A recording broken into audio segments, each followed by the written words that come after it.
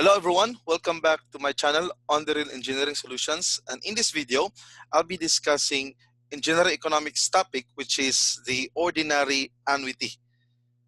Okay, so I'll be discussing the formula and also some techniques in solving problems, especially yung mga lumalabas sa board exam. Okay, let's dive in. What is an annuity? Well, annuity is also called a uniform type series. So an annuity is a series of uniform payments made at equal intervals. Examples of annuities are regular deposits to a savings account, a monthly home mortgage payments, monthly insurance payments, and pension payments, right? Annuities can be classified by the frequency of payment dates. The payments or deposits may be made weekly, monthly, whether in quarterly, yearly, and at any other regular interval of time. Okay, so there are different types of annuity, and the most basic one is the ordinary annuity. Okay, what is an ordinary annuity? That is a type of annuity of which the payment is made at the end of each period. For example, let's say there are n number of years. Now, then the payment is made at the end of each year. Let's say A per year. That may be in pesos or in dollars. Okay? So, ganun yung ordinary annuity. Well, if we are to calculate the future worth, or in other terms, the accumulated worth or accumulated amount, the formula is this. F is equal to A times 1 plus I raised to N minus 1 all over I. Ganun yan. Now, if we are to solve for the present worth naman of an ordinary annuity, then we're gonna have to use the formula from the single amount payment. No, diba? We know that the future worth of a single payment, compounded interest, is F is equal to P times 1 plus I raised to the power of N. Now, if we are to solve for P, then that is F over 1 plus I raised to N. So if we are to use this as F, substitute that here, then P is equal to A times 1 plus I raised to N minus 1 all over I times 1 plus I raised to the power of N. So these are the formulas. If future worth yung involved, then we're gonna use this. If present worth yung involved, we're gonna use this. But actually, it's not the formula, no, or hindi yung formula yung mahirap in general economics. As what I noticed, yung students, nahihirapan sila sa pag-understand ng problem, no, sa pag-interpret ng problem, kung ano yung gagamitin. Okay, it's not really the formula. They memorize the formula. No, I bet you memorize the formula, but you're struggling with when to use the formula. No, or what in the problem that would indicate that that formula must be used. Future worth formula yung gagamitin or present worth formula yung gagamitin. So, i-discuss ko dito when to use such formula. Okay, for example, eto, no, to use an ordinary annuity formula, dapat meron itong phrase na ito, at the end of each year, no? Dapat ganun yan. Kasi if that becomes at the beginning of each year, then that is not anymore an ordinary annuity, but an annuity due. Okay? Annuity due. So, dapat titingnan mo yan. Or if ever, if wala siya dyan, let's say, there's a debt, no, or utang, then the person must pay his debt in monthly basis. Well, of course, his payment must be a month, no, at least a month after he made that debt, no, he borrowed that money. So with that, that would mean that you are going to apply the present, the ordinary annuity formulas. Okay, either present worth or future worth. Okay, so ganun yan. Now, let's have an example dito. Let's say this is the question. Suppose that a person deposits $500 in a savings account at the end of each year, starting now for the next 12 years. If the bank pays 8% per year compounded annually, how much money will accumulate by the end of the 12-year period? Well, ganito yan, no? Suppose you are taking the board exam and this is the problem. Well, of course, in that problem, there's no phrase that states use the annuity formula, right? No, and there are so many formulas in engineering economics. So let's find out what word here or phrase or phrases that would indicate that you really have to apply the ordinary annuity formulas. Okay, so it says here that a person deposits $500 in a savings account at the end of each year. So that means this is a series of payment, and the payments are made at the end of each year. So if we are to make a cash flow diagram, so ganito yan, no? From first 12th year, merong payment, and each is $500. So $500 every year. So with that, then we can now use the formula, no? But anong gagamitin? Future worth or present worth? Tingnan natin. Ano yung tinatanong dito? If the bank pays 8% per year, compounded annually, how much money will accumulate by the end of the 12-year period? So it asks for the future amount, doesn't it? Like it says, how much money will accumulate? So what will be its future worth, its total worth by the end of the 12 year or after the last deposit is being made, no? Pagkatapos ng last deposit, ilan lahat yung magiging balance niya in his bank account, in his savings account. So future worth formula yung gagamitin natin. So again, the future worth formula is this: F is equal to A times 1 plus I raised to the power of N minus 1 all over I. So if we are to apply that, of course, A is that $500, right? Okay, I'm gonna use this. A is $500, then times 1 plus I. The given interest rate here is 8%. So 1 plus 0.08 raised to the power of 12, because N is 12 minus 1 all over 8. And also, titignan mo rin kung ano yung compounding period ng interest rate. It says the bank pays 8% per year compounded annually. So the deposit is made at the end of each year, and also the interest given is also annual, so or compounded annually. So they are coinciding. So you're gonna use that, no, as it is 0.08. Kasi if different yan, let's say that is compounded quarterly, then you're gonna have to apply effective rate formula now for you to get the exact future worth. Now I'll have an example now in the next video. So evaluating that, that gives me eto 9,488.563, or simply 0.56. Okay, so that is the answer.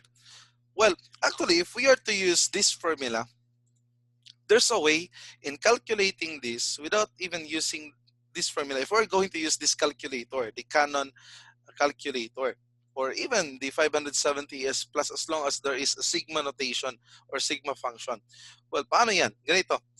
We know that the future worth of a single payment is the present worth of that single payment times 1 plus I raised to N. Okay? So yung N is the time interval, no? The time from the payment being made up to the time that you want to get the future worth, no?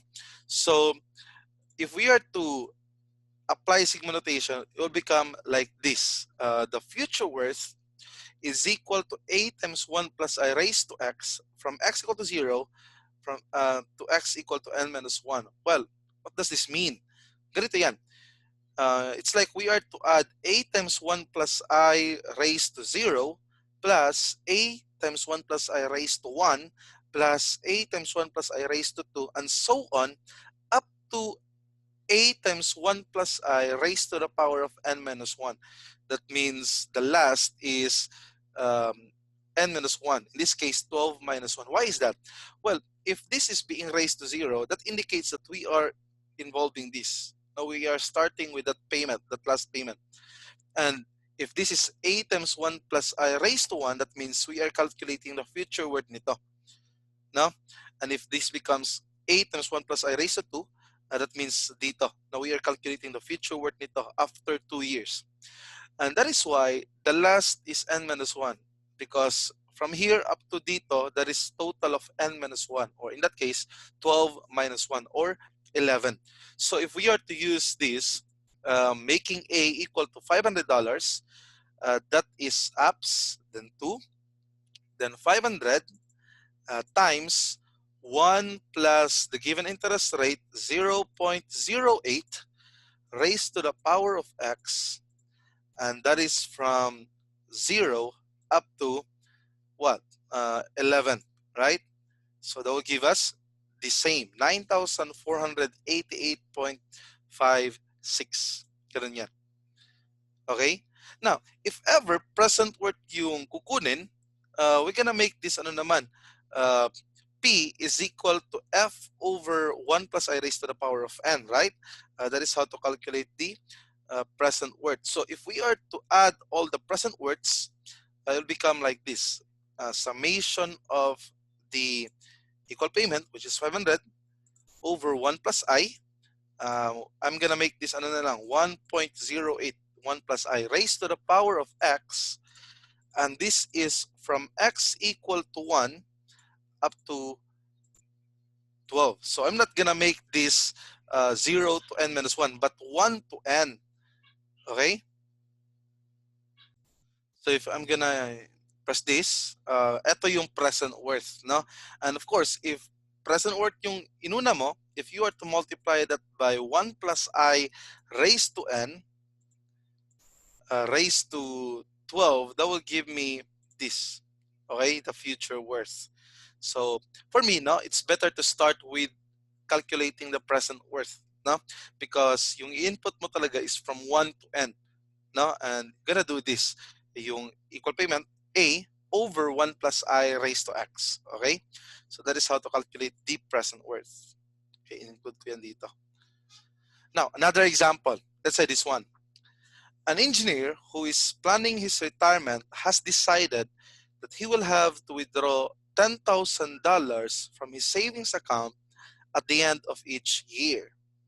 How much money must the engineer have in the bank at the start of his retirement if his money earns 6% per year compounded annually, and he is planning a 12-year retirement, or that is 12 annual withdrawals? So why this is an ordinary annuity problem? Well, i-interpret natin yung question ha. An engineer plans to retire, no? He decides to retire, and he decides that he will have to withdraw 10,000 from his savings account at the end of each year, no? So imagine that if you are that engineer, if you wanna retire today, you want to withdraw 10,000 per year at the end of each year, no? So mag-start ka ng withdraw a year after now, no? How much money must the engineer have in the bank at the start of his retirement? No, so ilan dapat yung pera niya ngayon, no, in order for him to withdraw those future withdrawals, no, to do those future withdrawals if the given interest rate is 6% per year compounded annually. So it's apparent that the question is the present worth. No? So if we are to make the cash flow diagram, it's like this. Okay, 12 years pa rin, and this is 10,000 per year. So we're gonna use the present worth formula, no? A times 1 plus I raised to n minus 1 all over I times 1 plus I raised to n. So i-substitute ko na lang, making A equal to 10,000. Evaluating that, that will give me 838.44. Ibig sabihin yan, the engineer must at least have this money in his bank account now. Now he must have that, or he must deposit that at least, no, 83,838.44, so that he will be able to withdraw 10,000 per year in the next 12 years. So, ganun yan. Okay, and imagine you na, imagine that you are the engineer and um, you retire today, and you deposit that money 83,838.44. As long as the interest rate in that bank equal to 6% per year, you can really withdraw 10,000, no, from your bank every year, and it will last for 12 years. And at the last withdrawal, no, yung last withdrawal mo is about 10,000, no, and after niyan, after the last withdrawal, wala ka ng wala ka ng balance, or at least merong konti na if you are to deposit more than this. Let's say instead of depositing 83,838.44, you deposit 84,000. No, so at the end of the 12 years, meron ka pang matitira, no, after withdrawing the last 10,000. Okay? So ganun yan. Now, if we're going to use sigma notation as I've explained, no, we're gonna perform that apps then 2. The equal withdrawal is 10,000. Then the interest rate here is 6%. So 1 plus I, or 1.06 raised to the power of x. And this is from x equal to 1 up to 12. And that will give me the same, 83,838.44. So that's it. So better to use that, no? Now, last example now for this video. Mr. Franklin wants to save for a new sports car that he expects will cost $38,000 4.5 years from now. How much money will he have to save each year and deposit in a savings account that pays 6.25% per year, compounded annually, to buy the car in 4.5 years? Okay, so if we are to make a cash flow diagram, it's like this. Now, he wants to buy the car after 4.5 years, no, or 4.5 years from now, and he expects that that car, that sports car, will cost $38,000 4.5 years from now. So, dito, this is a future amount, right? Now, if we are to calculate that, so we're gonna use this formula, no? So, F is equal to A times 1 plus I raised to the power of n minus 1 all over I. So, making A equal to 38,000. So, ganito. F is equal to A times 1 plus I raised to the power of n minus 1 all over I. So dito, the given is the future worth. Now, that is 38,000. Then this is the unknown, correct? Now, that is the question. How much money will he have to save each year? No, so that he can buy that car in 4.5 years. So I given here is 6.14%. So that's 6.25%. In decimal, that is 0.0625. Okay, that is also the denominator. I ito dapat. Now, how about n? So is that n should be equal to ano? 4.5? No, actually hindi. Dapat this should just be 4. Okay? So solving for A, I'm gonna use shift solve in evaluating that. 38,000 is equal to A. Okay, I'm gonna use this A times 1 plus 0.0625 raised to the power of 4 minus 1 all over 0.0625. Okay, and I'm gonna include comma and AD to solve for A. So shift calc, it will solve for it. There is 8,654.32. A is equal to 8,000 654.32. Of course, this is in dollars. Okay? So, dapat yan yung i-save niya, no, or i-deposit niya at the end of each year so that it will become 38,000 na at the end of 4 years. Why 4.5 years? Ganito yan. After the last payment, he will really have that 38,000. Okay?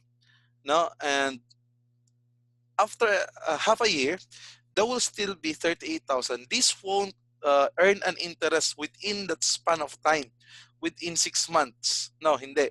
Hindi siya mag-earn ng interest dyan kasi the interest dito is 6% per year compounded annually. The compounding period is annual, no, not semi-annual nor quarterly. No, but it's annual, so it will just earn an interest after a year. No, so whatever he has here, that will also be his money after 6 months. Okay, so ganun yan. That's why I made it just equal to 4 yung n instead of making it 4.5. So ganun yan. Now, another way, if you wanna use the sigma notation, so parang baliktarin mo lang, no? Ganito, di ba? If we are to calculate for sigma, for the future worth, that is equal to summation of a times 1 plus I raised to n, raised to x, from 0 to n minus 1. So dito, if given yung future worth, 38,000, dapat you are to divide the sigma, no? Then 1 over 1.0625 raised to x, and of course this is from 0 to 4 minus 1 or 3, so that it will give you a.